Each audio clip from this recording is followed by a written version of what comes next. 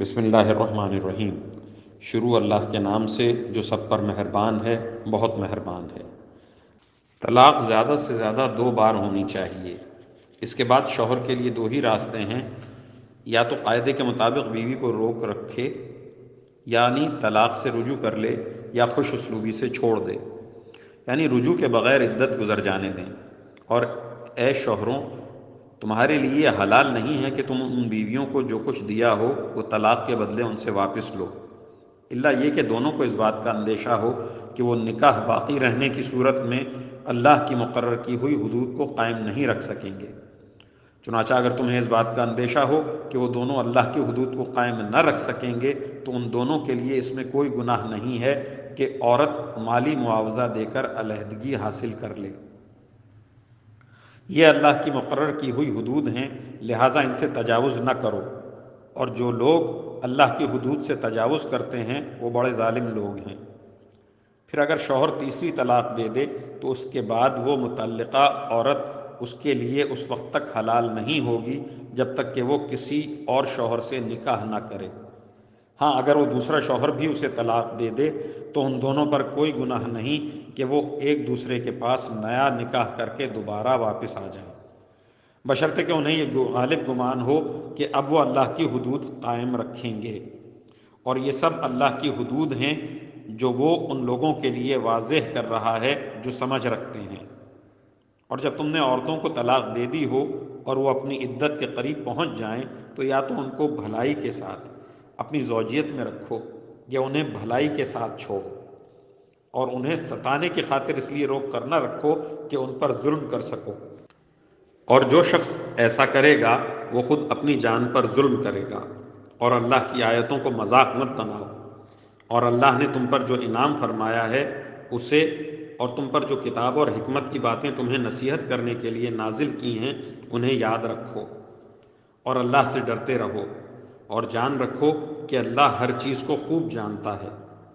اور جب تم نے عورتوں کو طلاق دے دی ہو اور وہ اپنی عدت کو پہنچ جائیں تو اے میکے والوں، انہیں اس بات سے منع نہ کرو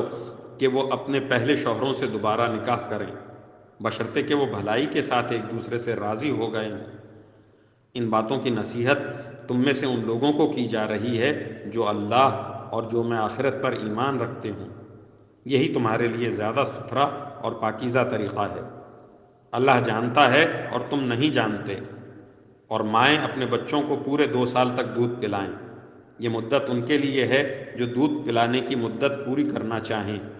اور جس باپ کا وہ بچہ ہے اس پر وہ واجب ہے کہ معروف طریقے پر ان ماؤں کے کھانے اور لباس کا خرچ اٹھائے۔ ہاں، کسی شخص کو اس کی وسعت سے زیادہ تکلیف نہیں دی جاتی،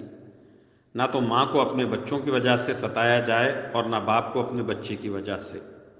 اور اسی طرح کی ذمہ داری وارث پر بھی ہے۔ پھر اگر وہ دونوں یعنی والدین آپس کی رضامندی اور باہمی مشورے سے 2 سال گزرنے سے پہلے ہی دودھ چھوڑانا چاہیں تو اس میں بھی ان پر کوئی گناہ نہیں ہے۔ اور اگر تم یہ چاہو کہ اپنے بچوں کو کسی انا سے دودھ پلواؤ تو بھی تم پر کوئی گناہ نہیں، جبکہ تم نے جو اجرت ٹھہرائی تھی وہ دودھ پلانے والی انا کو بھلے طریقے سے دے دو، اور اللہ سے ڈرتے رہو، اور جان رکھو کہ اللہ تمہارے سارے کاموں کو اچھی طرح دیکھ رہا ہے۔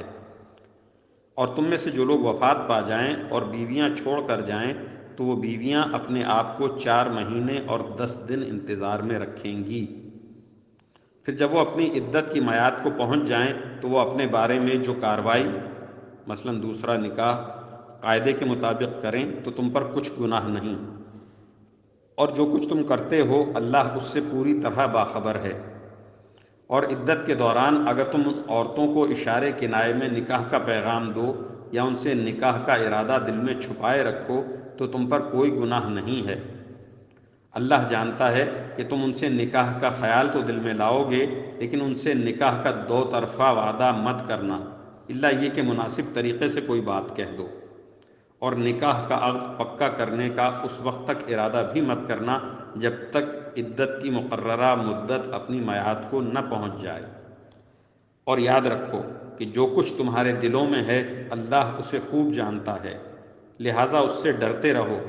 اور یاد رکھو کہ اللہ بہت بخشنے والا بڑا بردبار ہے۔